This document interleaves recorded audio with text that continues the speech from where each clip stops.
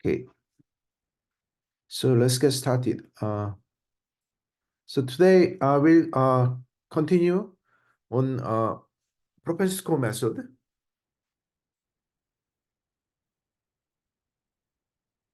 So yeah,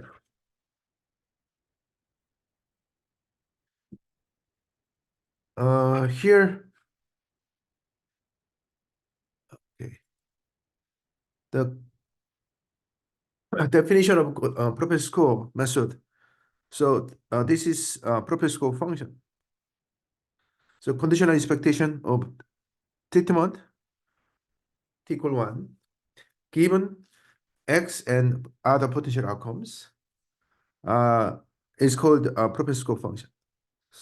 So that's the definition. Okay. And then on the strong ignorability, right? So this strong ignorability is what? Is T is conditionally independent of y0 and y1 conditional on x, right? So that under that assumption, the dependency on y in the conditional property will be removed, right? So that means under this strong ignorability, this will doesn't depend on y potential outcomes. So then it's only a function of x. Okay. So that the Rosenbaum and Rubin paper in Biometrica, if you check this paper and check the citation is more than 30,000. So a lot of citation. So has a huge impact on this area. So so I'm going to review their proposals.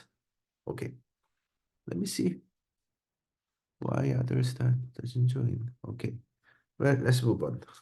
So the first thing is to introduce the concept of the balancing score. So balancing score, by the way, I have muted my speaker because of some noise with the connection. So if you have questions, you probably need to use the chat box. Okay. So okay, here the function of x, certain function of the x bx is called the balancing score if it satisfies this conditional expectation. So remember in the potential outcome, right? In the outcome model, last week class, we have something like this, right?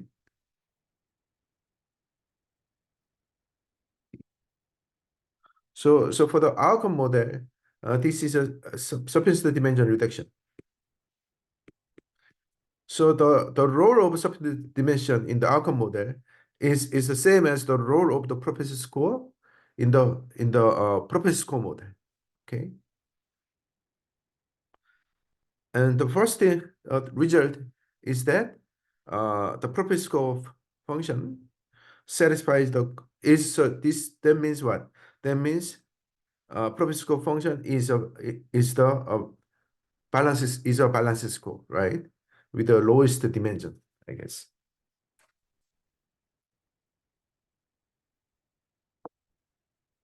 So we want to show that. So that means what? We wish to show this guy.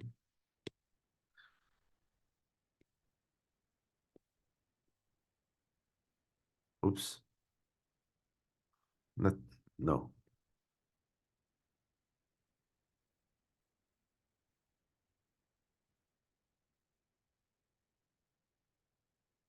We'll talk about that. Yeah. So we got the question how to test this assumption. So so this assumption is testable. And how? We'll have a lot of discussions later. How to test here this is one way, and so we'll cover that. Okay, but the first result is that balancing. Okay, first result is that propensity score function itself is a balancing function, balancing score function. So that this one is equivalent to saying that probability t equal 1 given x and pi x is equal to,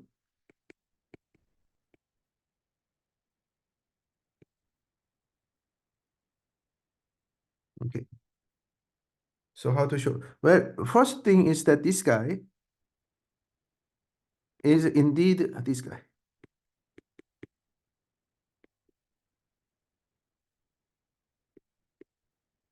right? Because conditional on x, uh, pi x is just a reduction. Pi x is just a reduction of dimension reduction of x. So that means conditional on pi x, given we have conditioned on x, doesn't really add extra information, right? So that's the first result. Then this is actually pi x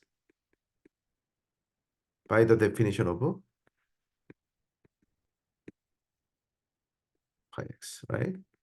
So this is definition of pi x on the missing random strong ignorability. This is pi. This is the pi x, right? So this is the definition of pi x. Okay. So what we really want to show is then thus wish to show t equal 1 given pi x is pi x. Okay. How to show that? Well, okay. So let's write.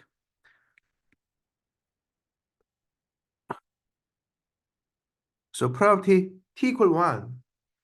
Probability t equal 1 is essentially expectation.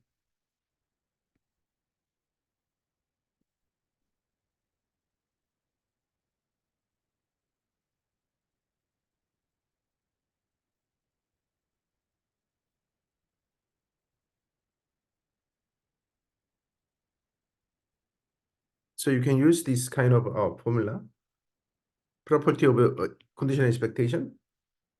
And then the conditional expectation inside is indeed pi x, right? That's what we showed here already.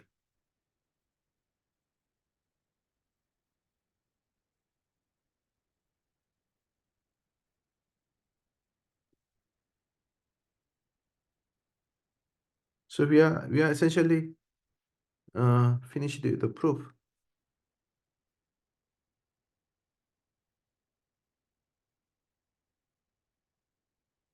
Okay. So that finished the proof.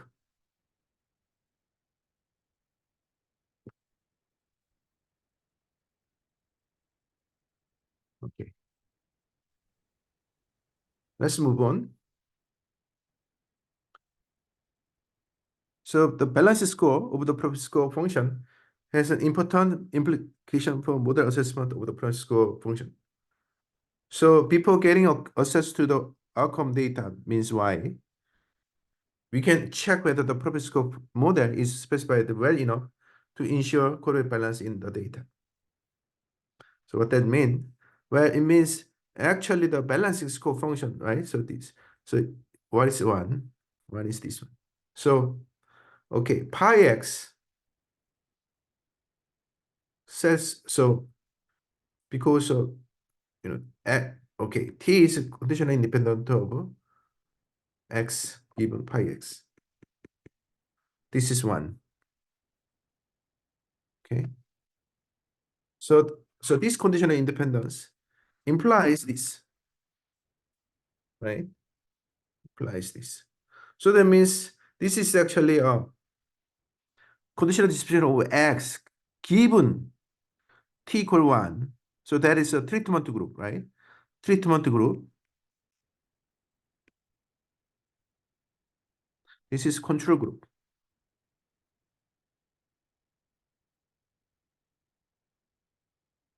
So you have two groups, and the conditional distribution given pi x are equal. Okay. So for example, if you know, so that means if you know pi x, okay, you can kind of partition the sample into homogeneous pies. So that is the, so if you partition the sample based on pi x to get k homogeneous groups, it's like a stratification using pi x, and then in each group, in each stratum, pi's are homogeneous, right? Pi x is homogeneous, similar values. So that is like between 0, between point 1 and point 2, point 2 from point 2 to point 3, something like that. So that means within that group, basically we can check whether the conditional distribution in the of x in the treatment group is the same as conditional distribution in the control group, right? So it's like you can do some kind of t-test. So that so we can check whether the covariance distribution or t-test is just the test of the equality of mean, but you can use other test, von Mises test, something like that, for the equivalence of the distribution itself. So so that is the basically the point. We can check whether the covariance distributions are the same across treatment and control groups within each stratum of the discretized propensity score.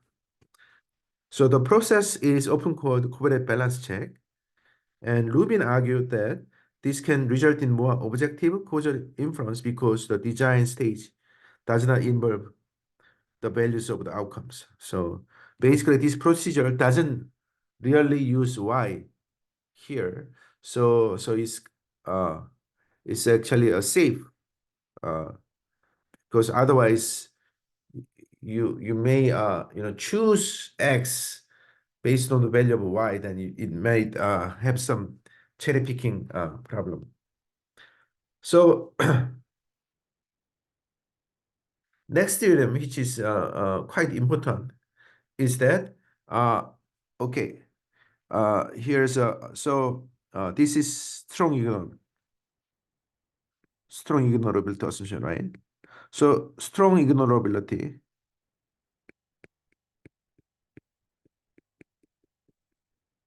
implies uh, this is a kind of so this is missing a random, right? Missing a random condition on X. But now here missing a random condition on Bx, where Bx is a balancing score. So actually we have two assumptions. One is the ignorability, MAR assumption. Second assumption is balance score, balancing score assumption. So under these two assumptions, we obtain MAR on X, on Bx. So this kind of sometimes called this is called the reduced MAR.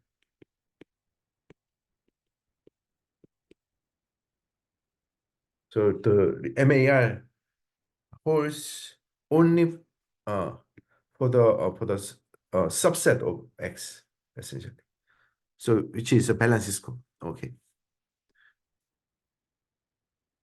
So the meaning is that if the assignment to the treatment is unconfounded given the full set of covariate, then assignment is also confounded condition only on a balancing score. So how to prove it? So what do we want to show? So wish to show that t is conditional independent of y0 and y1 given bx. Under two assumptions. Assumption is two assumption MAR. Second assumption is balance.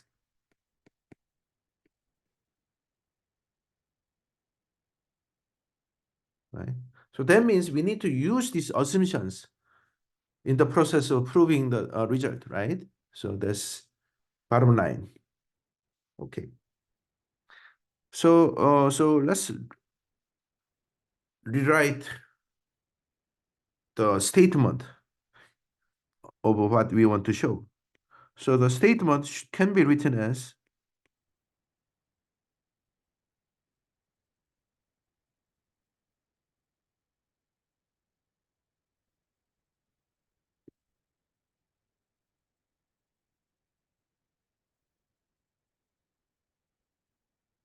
okay. So this is what you want to show essentially, right? Okay. Now let's use let's write down separately. So this is actually expectation. Okay. The first thing is to notice that this is actually expectation.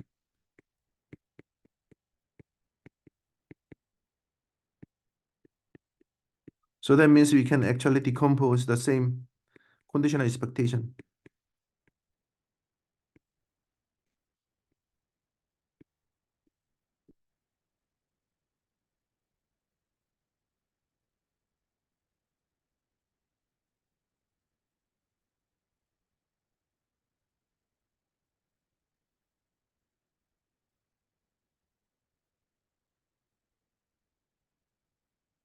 Okay. So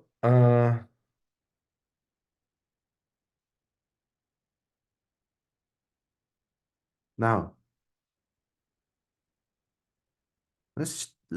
we are conditioning on x. So once you condition on x, this is not necessary. First of all, because uh, bx is just a summary of x. So conditional on bx doesn't really add anything, any extra information. And then we can use, and then this guy is equal to uh,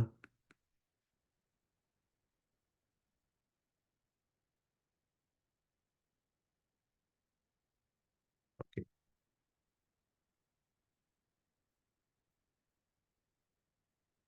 Let's actually we don't really sorry we need this guy.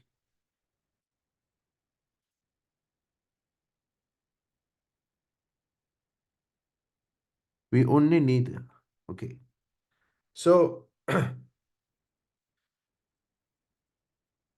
right. So this is basically we use the MAR. MAR is used to show this equivalence.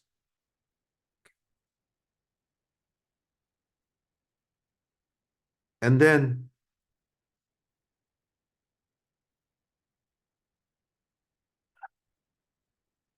this is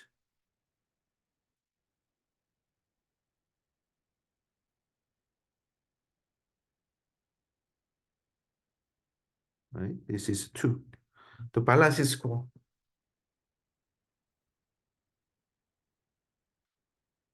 So we basically so this is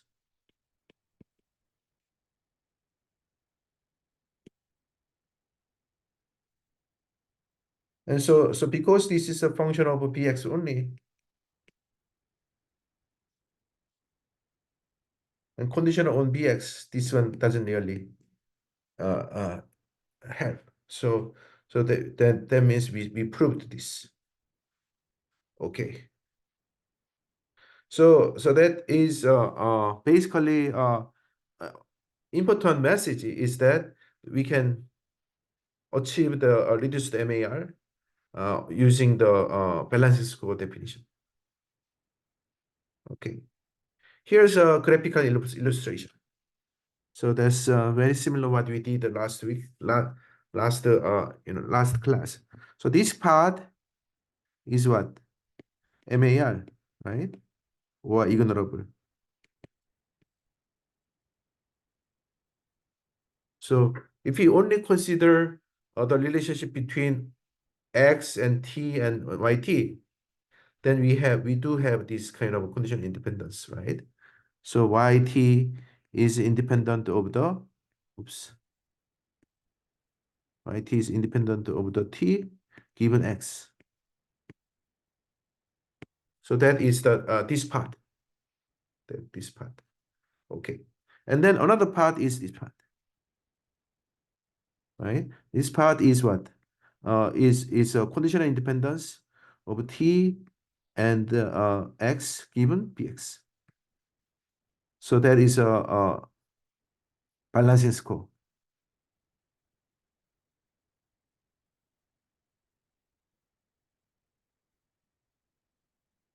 So balancing score solution. Okay, so if you combine this, then because of the conditional independence, right, of this one, the arrow from X to T break down. So we no longer have this arrow, but instead we have this arrow and this arrow.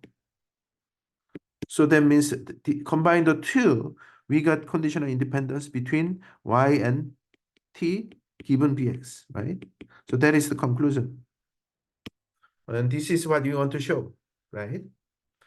So that basically proves what you want to show.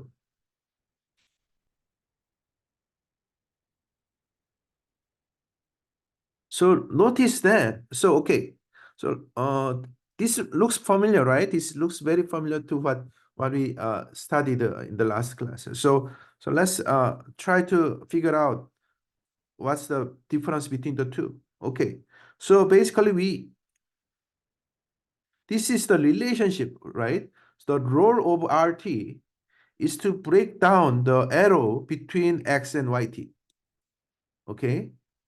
And then the role of Bx is break down the relation between X and T. So in other words,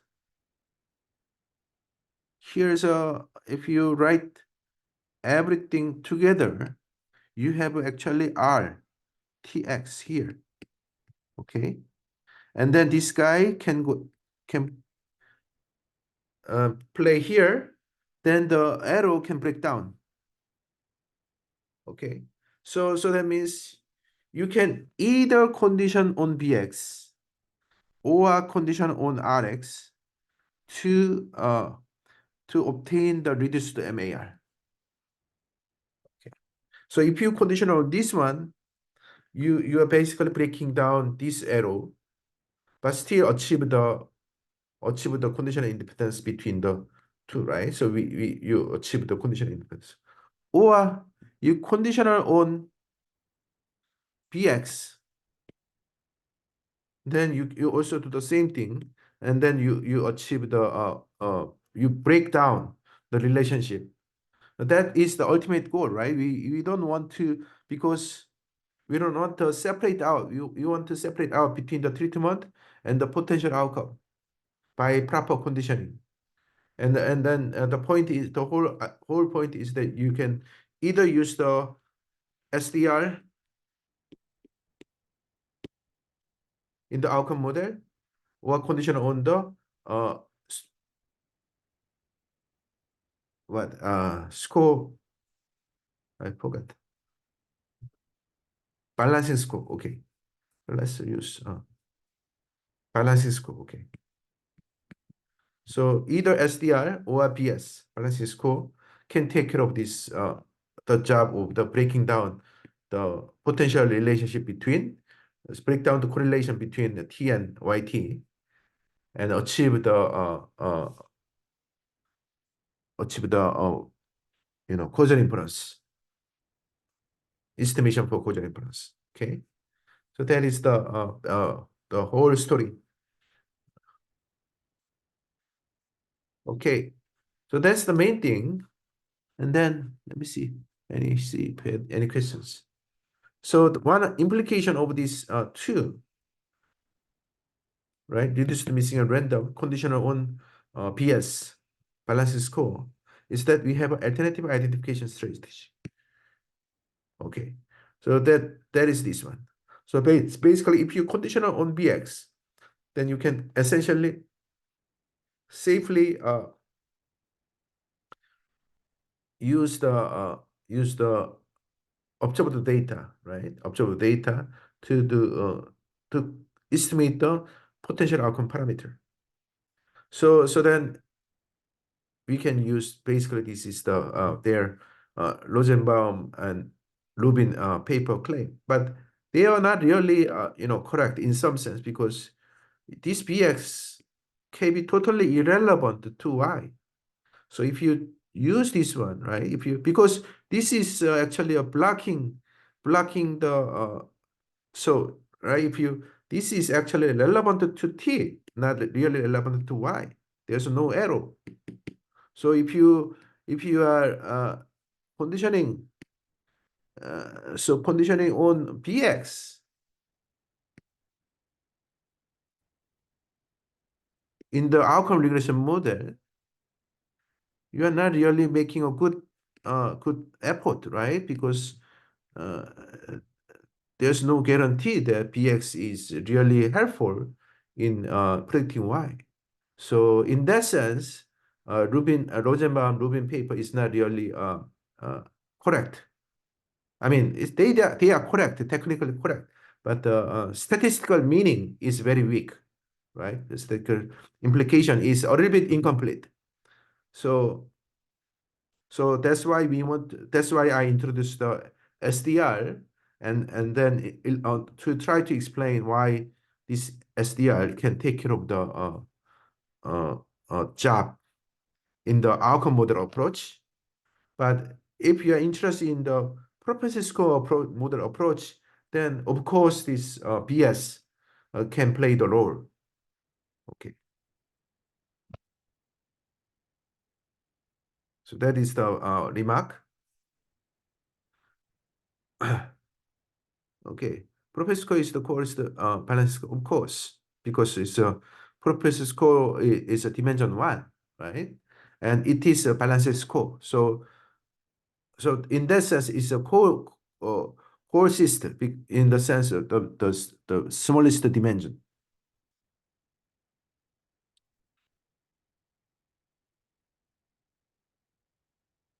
Okay. But the important difficulty, though, rises from the complication that we do not know the value of the press score for all unit, so we cannot directly exploit this result. So this, I mean, it's the same thing. If you, what is the core, you know, what is the core cyst? Okay, so what is the core cyst SDR? That is the mean conditional expectation, right? Because this is a dimension is equal to one. So this conditional expectation supposed to be, if you know this, then you don't have to compute the other SDR function, right? The problem is that you don't know. That's why we want to build a model using SDR. So that same thing here. So if you know pi, right, which is t given x. So if you know pi x, then you are done. But the problem is that we don't know. So that's why we want to build a model for the condition expectation y given px for given reasonable choice of the basis function for bs. Okay, so that is the whole story. Okay.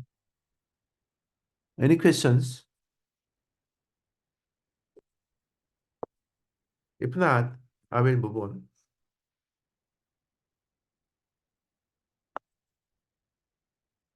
Okay.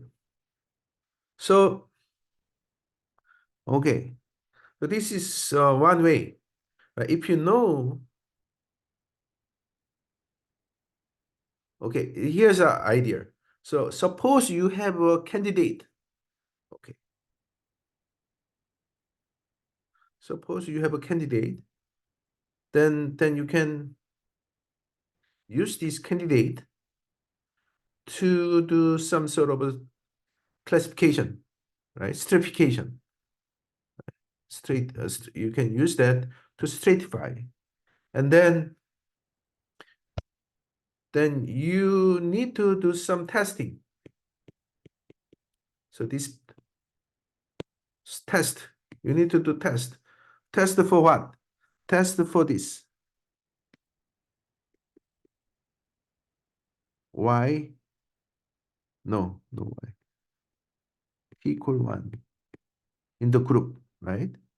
In each group. So which is like a BJ.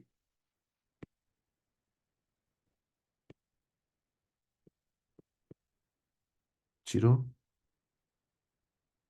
BJ. So in the same group, right? In the same group, you can compare the distribution of the two distribution X in the control group and treatment group. Okay. And then point is that if this is indeed correct propensity score, then it will satisfy this equality because it is correct. Because because why? Because this is it satisfies the okay. The bottom line is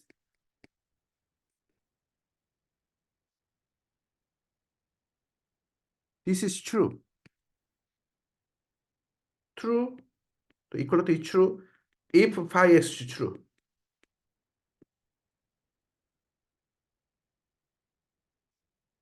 It's true. It's correct. Okay. So this doesn't really tell you how to choose it, right? How this property does not really tell you how to choose pi x, but it does tell you whether you can check how you can test whether this is true or not, right? So you can if it passes, it doesn't really tell you this is true. But if it doesn't pass, that means pi x is incorrect. Okay. That's a logical thing, right? Because this is if. So this is if. So this is correct, then this is really correct, then this will be true. So this will imply this. Okay. Now, if this is yes, that does not mean that this is yes, right? No, we don't have that. But if this is no, that means this is indeed no, right? Because of the logic, because this is a sufficient condition.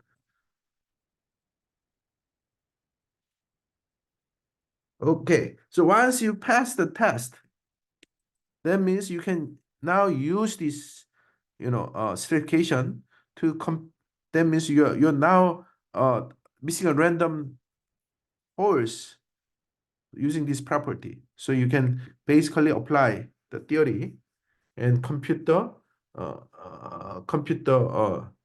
time because you can basically ignore the selection part within that class because you have a missing random conditional on that class. So that the final estimator is this one. Okay. So that is the one implication. This kind of estimator is called the blocking estimator. Okay. So that is one direction that originally, Rosenbaum and Rubin pursued. And then this is another approach. It's basically more you know related to subassembly. So we know that if pi is known, then we can use it to estimate the parameter, you know, causal parameter by using the Hurwitz-Thompson type, approach. So this part is fairly, straightforward in subassembly context. So how to show that? Well, so this is what you want to show. You want to show y times t divided by pi x is equal to,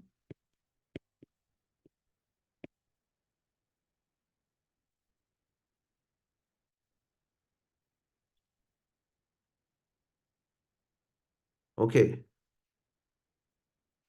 So basically, this is potential outcome, right?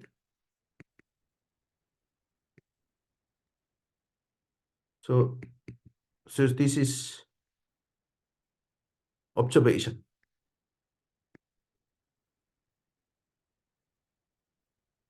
So this y is indeed y1 times t plus y0 plus 1 minus t. So the left side here is t y1 t plus y0 1 minus t times t.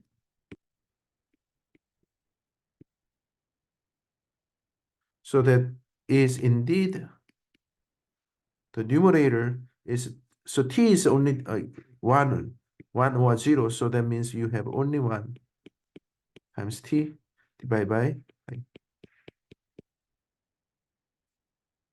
Okay, and then you can do same thing, right? You can do times t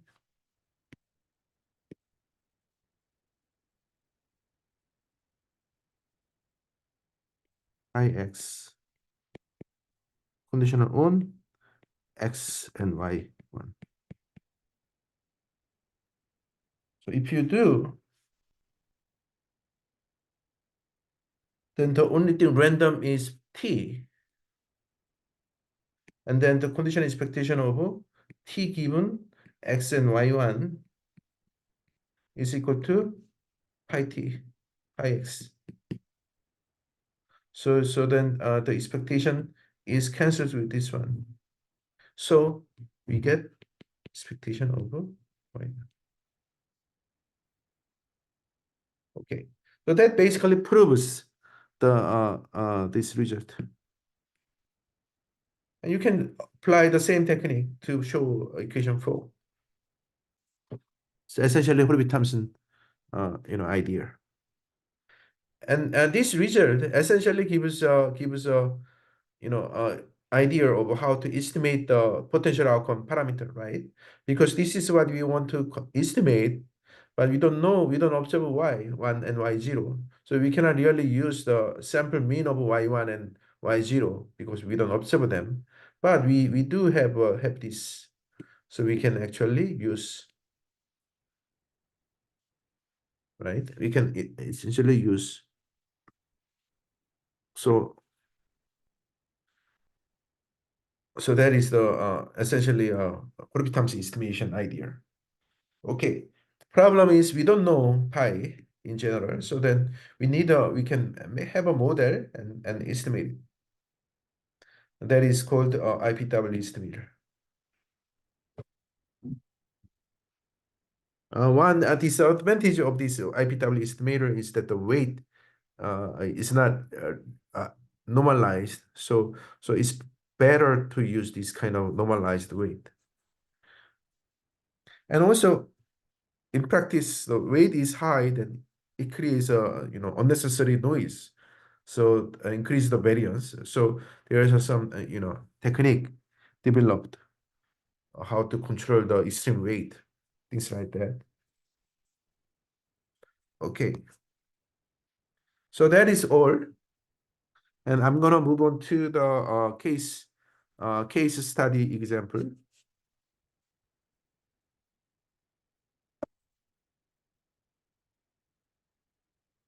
Okay. Do you have any question about this material? Okay.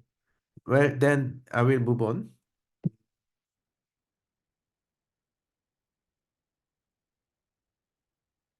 So this is a kind of interesting example. So we have data. So this is a fairly large set of data, right? About 7,000, 8,000 baby. Okay. And then among them, so there's some, you know, question about the effect, whether there's any side effect on the on the you know barbiturates, rate, which is uh when female woman give birth baby, and it's painful, right? So one way is to use this drug which induces sleeping, and then so that the delivery can be less painful. So that is the idea. But the concern is that because of this, whether the baby can have a negative and has any side effect. Okay, so that is the kind of research question. So of these, individuals, 8,000 individuals, um, 745 men and women had been exposed to urethrotus, a substantial amount of barbiturate due to the medical maternal medical conditions. Okay, so this is a treatment group basically, and then the others essentially uh, control group were not exposed.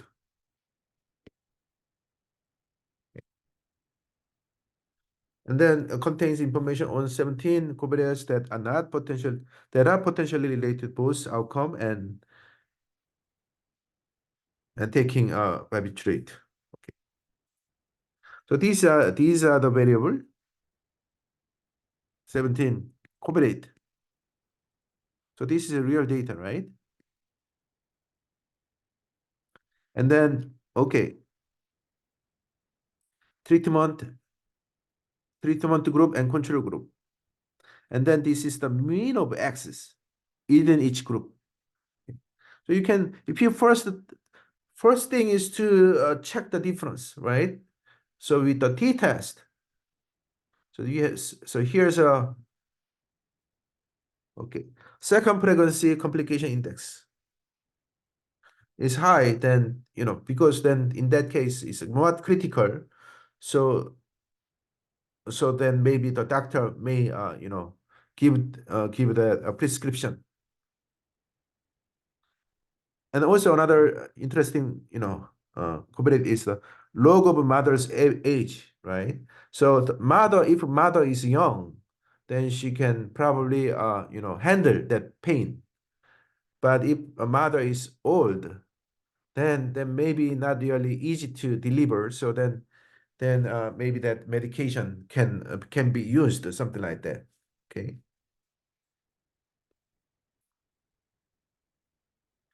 So it is clear that two groups differ substantially in the description of their background characteristics. The subsample to has on average higher socioeconomic status. Okay. So okay, right. So SES. So SES is usually very key factor, right? Determining, characterizing many things. And here the interpretation is what? Okay. Those who are rich, right? If you have more money, then you can pay for the extra. So maybe this drug may have a additional cost, right? And so then if you don't have money, then you rather do not take the medicine and just endure the pain. But if you have money, if you can afford that money, then you can probably just pay. And so that's another okay. So social SES, older mothers and higher prevalence of the complications, something like that. So such differences may bias simple comparison outcomes by treatment status and suggest that adjustment for the are required. So we need to control basically, right? So we need to control this uh, imbalance in the covariate and to make the fair comparison.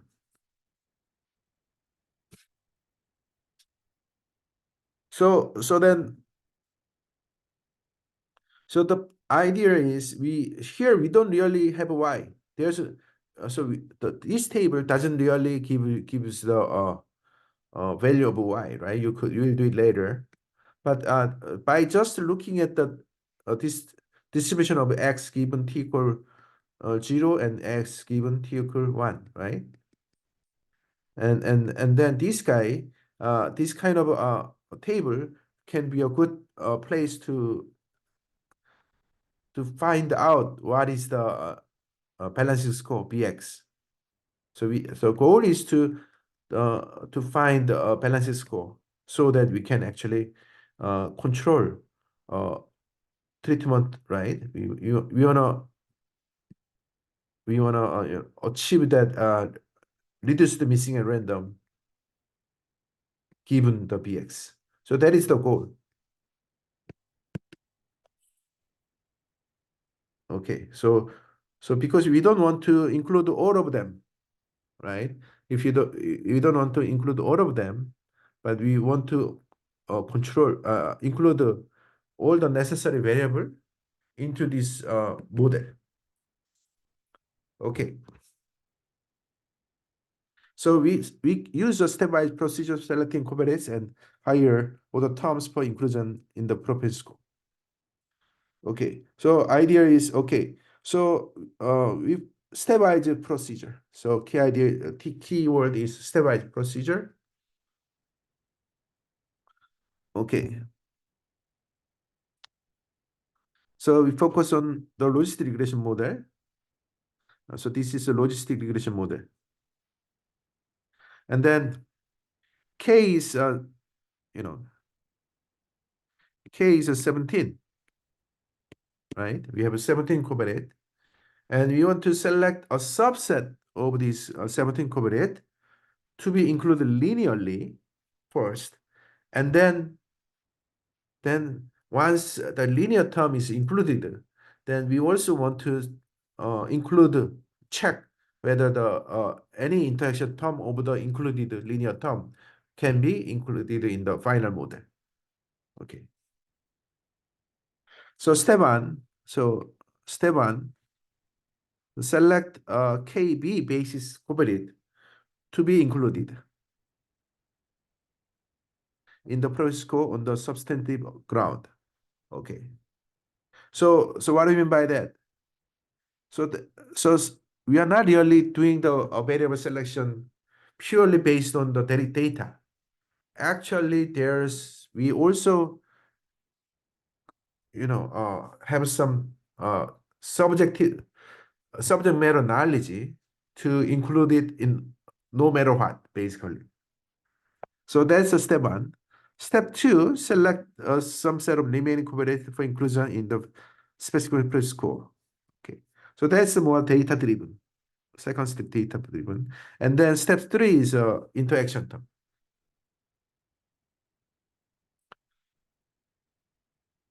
So the step one, the ultimate interest in this application is the effect of the utero barbiturate exposure to cognitive outcomes.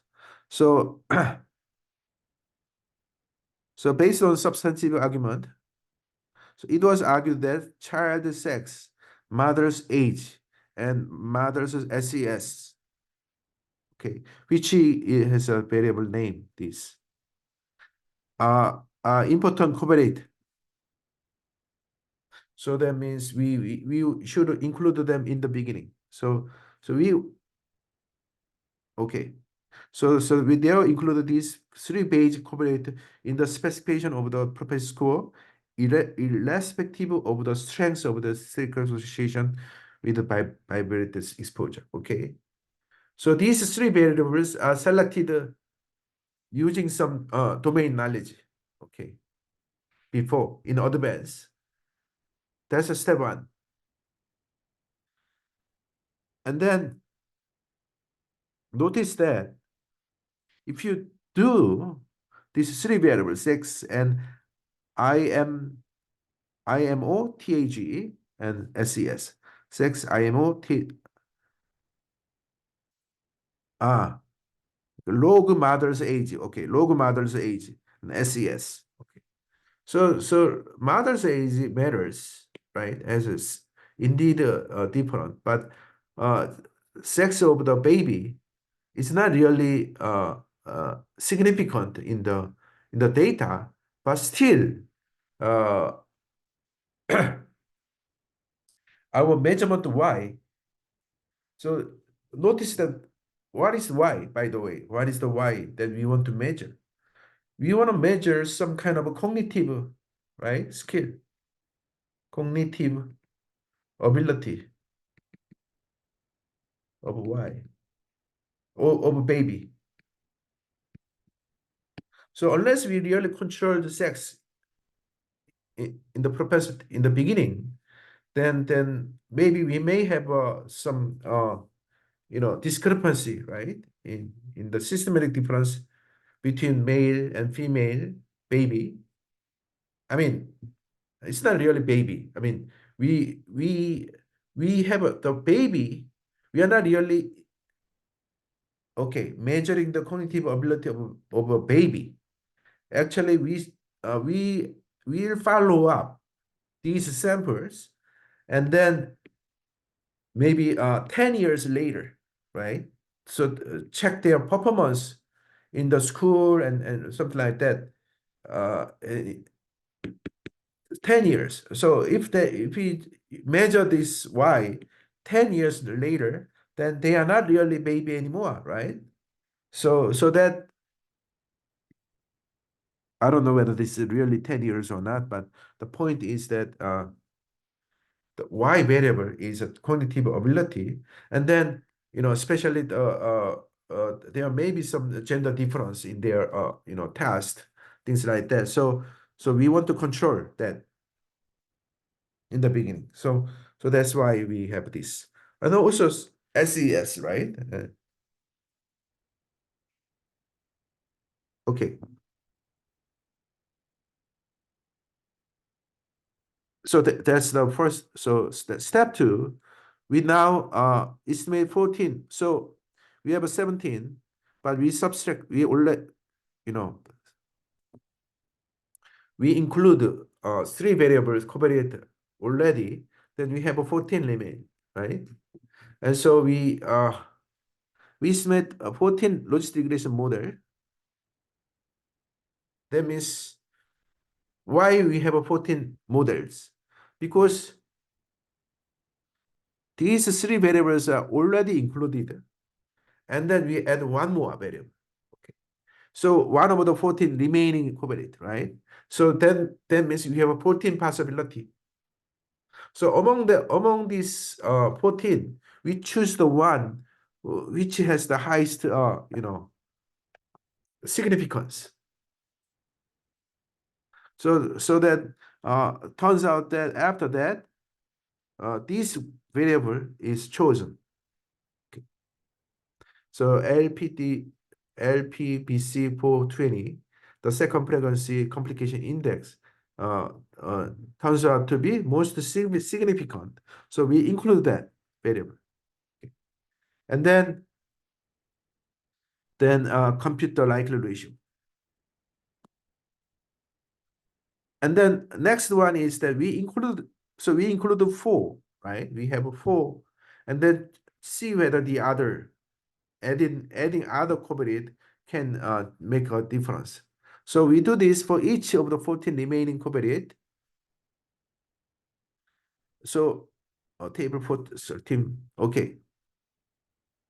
So here's basically the procedure. So we are doing a stepwise, right? Stepwise selection. So okay. So sex and L mother's age, log mother's age, S's are pre-selected, right? Pre-selected, and feed a 14 regression, 14 logistic regression, and found that this covariate, including this covariate, has the largest, like the ratio. So that means this one is indeed most significant. So then step two, right? So this is step one. In step two, this guy is selected. So you have a one, two, three, four. Covariate selected in advance, and then compute the log likelihood of the other covariate, including other covariate. And then the next one is most significant. So mother's birth, right? And so then that is the step three. So this one is now selected. So if you keep doing that, then you have to stop at some point, right? And the stopping point should be the one where the uh you know so this is a significant. And then okay. So so you can see the largest log likelihood is more like this guy,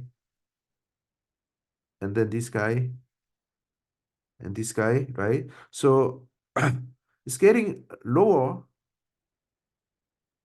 and then this guy, and this guy. And then after that, we don't have a real significant numbers, right? So that is a kind of yeah. So that's the explanation. Okay. So we keep checking whether there is any covariate that, when added to the baseline model, increase the likelihood function sufficiently. And if so, we include it in the specification of the Francis score. Proceeding this way leads to inclusion in the second step after three covariate which are selected in the first step, and 10 additional covariates coverage. In the order they was added to the specification, these are reported in. So they are. Uh, uh, so this table shows how we select the variables. Okay. So once we choose, so that means we select this 1, 2, 3, 4, 5, 6, 7, 8. So we select 8 variables end of the day. So once we select 8 variable, then step 3 is to consider quadratic terms. Okay. So that is quite demanding because we have a lot of interaction terms. So okay.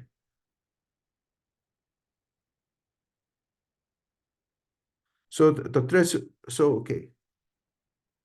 We have some use some threshold, and then basically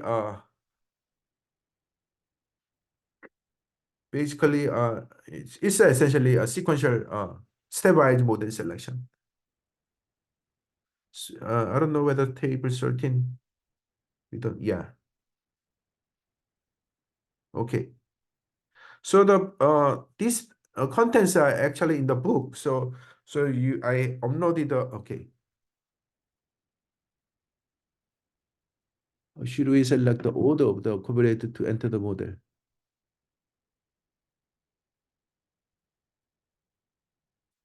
Yeah, so it's a sequential, right? So this is we choose the one with the highest logarithmic statistic. So that's the order. First, so this is the default. and then choose the one based on the value of log-likelihood function, right? Does it answers my your question, Mushimi? Yeah, I muted. Okay. Well, okay.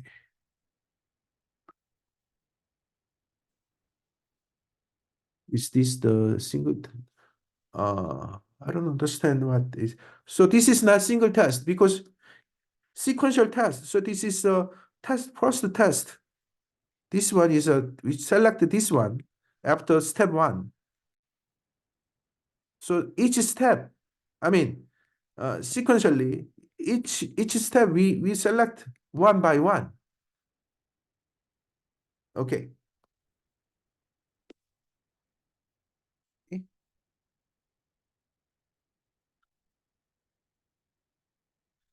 And then once we uh once we choose this variable and construct a final propensity score, then we can actually means that if this is true, right? It is true, then we should have this. Okay.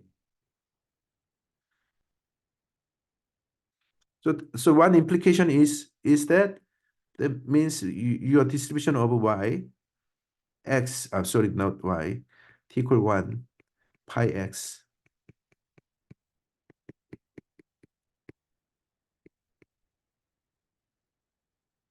right? The problem is that if you this could if this is continuous, then we may not have enough observation to do this testing. So that's why we use a stratification. So if you stratify, then we have several elements in the subset. So observations in the subset, and then we can basically compare, right? Compare the distribution of x in t equal 1 among given the same stratum.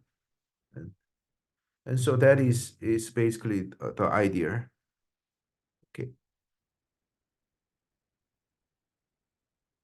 So test procedure is a stratification. Stratify the sample in such a way that within each stratum, the variation in the estimated propensity score is modest. No, that not really it's not really a variation in this. That is not really correct. The distribution of uh, the variation in X, right?